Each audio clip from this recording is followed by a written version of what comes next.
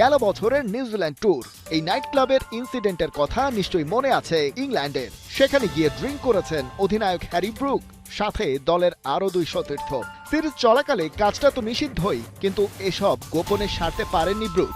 সেই ক্লাবেরই এক বাউন্সারের সাথে তার হাতাহাতি, আর তারপর খবরের শিরোনাম।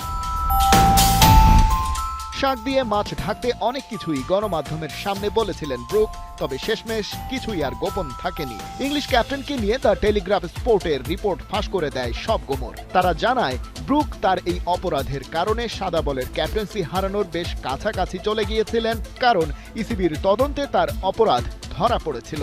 নাইট ক্লাবে যাওয়ার অনুমতি না থাকলেও তিনি সেখানে গিয়েছিলেন এবং বাউন্সারের সাথে হাতাহাতিও করেছিলেন। আর এই অপরাধ থেকে পার পেতে 30,000 পাউন্ড জরিমানা গুনতে হয়েছিল ব্রুককে। ইসিবি তাদের কোনো প্লেয়ারের অপরাধের শাস্তি হিসেবে এটাই সর্বোচ্চ জরিমানা করতে পারে।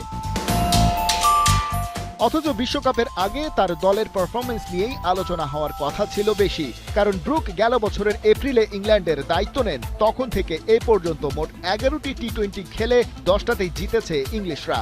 সর্বশেষ শ্রীলঙ্কার বিপক্ষে যে ওয়ার্ম আপ সিরিজ তারা খেলল, সেখানেও স্বাগতিকদের ধবলধোলাই করে এসেছে তারা।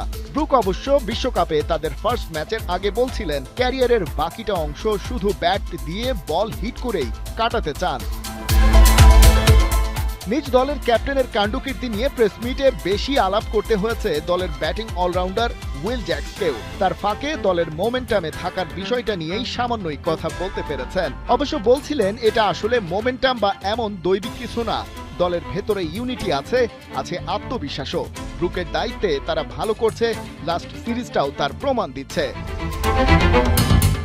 কিন্তু এই ধারাবাহিকতা কি তাদের চূড়ান্ত টার্গেট ফিল আপে কাজ দেবে?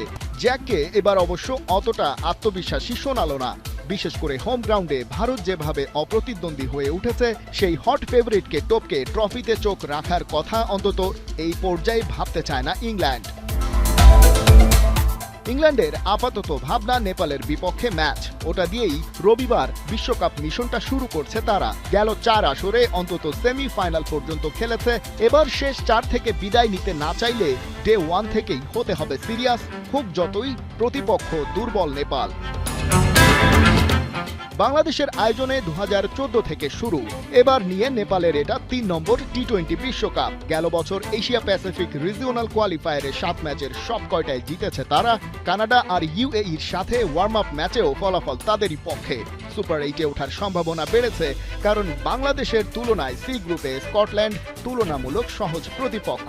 কিন্তু গ্রুপ পর্বের শেষ ম্যাচে স্কটিশদের পাচ্ছে তারা। এর আগে নেপালিদের টুর্নামেন্টে টিকে থাকতে হবে, আর সেটাই ওদের জন্য সবচেয়ে বড় চ্যালেঞ্জ। খালিদ জামিল, একাত্তর।